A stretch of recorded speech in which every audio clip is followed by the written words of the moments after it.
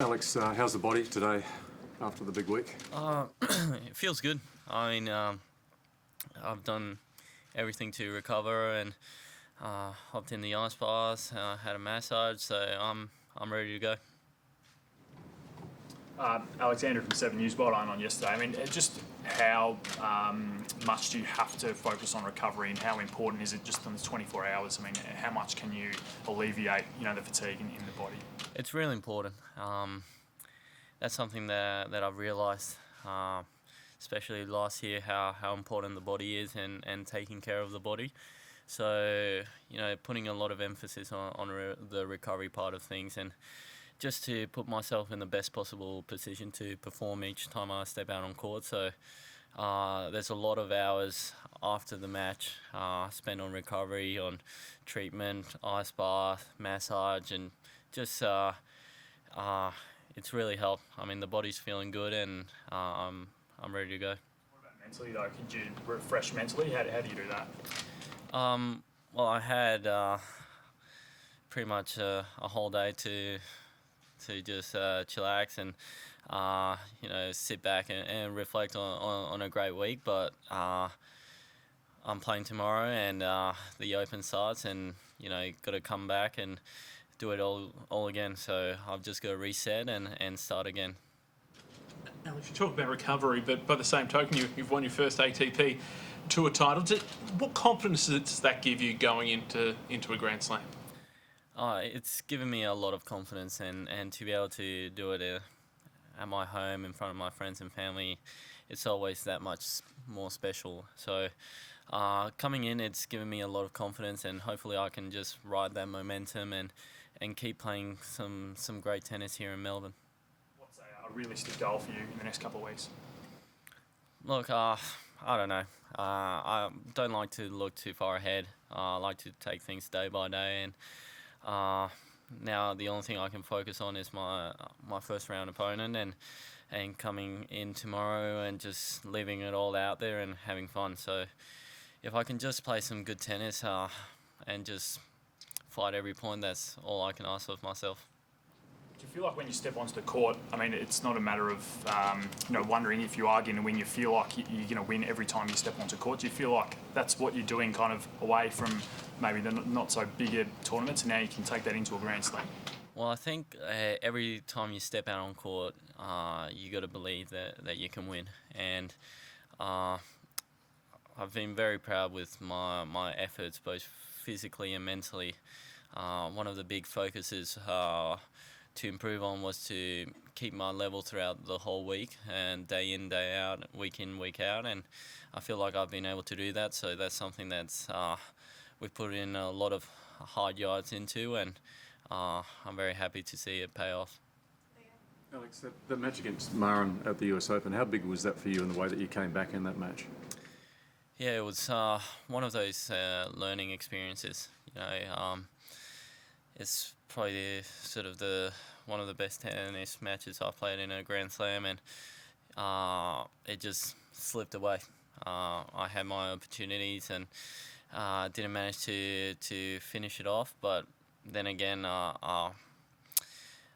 never stop fighting until the end, and that's something that I want to be known for, and something that I want to bring every single time I step out on court. So hopefully all the players in the locker room realise that that's sort of the player I am. Alex, you didn't get the schedule you wanted here, but do you reckon the organisers might do you a favour by closing the roof tomorrow, given it's going to be 37 degrees? Would you like to say that? Well, the good thing is that I like playing in the heat. So either way, I'm going to be ready for what's to come tomorrow. I'm very excited. It's always special playing here in Melbourne in your home slam, and hopefully they can be a good crowd and I can play some great tennis. Alex, did you speak to the organisers yourself about that, you being scheduled for tomorrow, and do you hope that might be maybe a learning thing for another example of that in future years? Well, my manager spoke to Craig, and it's just what happens. We got to come back and play tomorrow, and Look, I'm ready. Like the body's feeling good.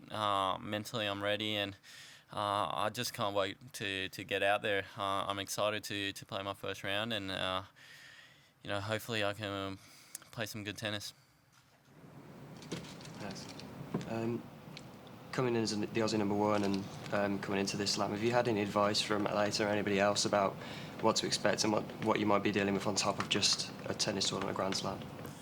Well, I'm just trying to take it day by day and keep doing the same things. I think once you start thinking sort of in different ways to deal with these situations, that's the wrong thing to do. So I'm just doing the same things that I was doing 2 years ago, 3 years ago, and every match, just making sure I go out there, compete, and just give it my all, and that's pretty much all I can ask for myself.